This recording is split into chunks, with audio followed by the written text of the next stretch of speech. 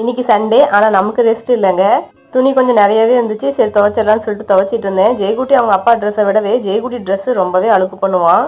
இதுல இந்த யூனிஃபார்ம் ரொம்ப நம்ம அழுத்தி தேய்ச்சிட்டோம் அப்படின்னாலும் சீக்கிரம் கிழிஞ்சிரும். அதனால அழுக்கும் போகணும், பார்த்து பொறுமையா துவைக்கணுங்க. துவைச்சு முடிச்சதுக்கு அப்புறம் பாத்தீங்கன்னா இன்னைக்கு ஓமலூர் போலான்னு சொல்லிட்டு ரெடி ஆயிட்டேன். எப்பயும் போற கடைக்கு இன்னைக்கு போக வேண்டாம், இன்னைக்கு கொஞ்சம் வேற கடைக்கு போய் பார்க்கலான்னு போனாங்க. அதுக்கு நம்ம எப்பயும் போற கடையிலே ரேட் கொஞ்சம் பரவாயில்லன்னு தோணுச்சு. இந்த டிபார்ட்மெண்ட்ல கொஞ்சம் ரேட் அதிகமாவே இருந்துச்சு. டிபார்ட்மெண்ட்லயே ஆல்ரெடி மளிகை கடை விட கொஞ்சம் ரேட் அதிகமா தான் இருக்கும். இருந்தாலும் இந்த கடையில ரொம்பவே ஹை ரேட்டு தாங்க. பழகி பார்த்தா தானே நமக்கு தெரியும் அப்படிங்கிற மாதிரி கடைக்கு நம்ம மாறி போய் பார்த்தா தான் தெரியும் ஒவ்வொரு கடைக்கும் என்ன டிஃப்ரெண்ட் இருக்குன்னு. மளிகை பொருள்லாம் வாங்கிட்டு வீட்டுக்கு தேவையான காய்கறியும் வாங்கிட்டு வந்துட்டேன். இந்த வாரம் ஃபுல்லாக நம்ம சந்தைக்கு போக தேவையில்லைன்னு நினைக்கிறேன். ஏன்னா இந்த வாரம் ஃபுல்லாக வேணுங்கிற அளவுக்கு காய்கறி வாங்கிட்டு வந்துட்டோம். அது கூடவே கொஞ்சம் ஃப்ரூட்ஸும் வாங்கிட்டு வந்துட்டோங்க. நிறைய பேர் பார்த்தீங்கன்னா பிளாஸ்டிக் சாப்பிங் போர்டு யூஸ் பண்ணாதீங்கன்னு சொல்லியிருந்தீங்க. சரின்ட்டு இன்னைக்கு வுட்ல வாங்கிட்டு வந்துட்டேன். இதோட ரேட் வந்து பார்த்தீங்கன்னா 230 ரூபாங்க. நல்லா ஸ்ட்ராங்காகவும் வெயிட்டாகவும் இருக்குது.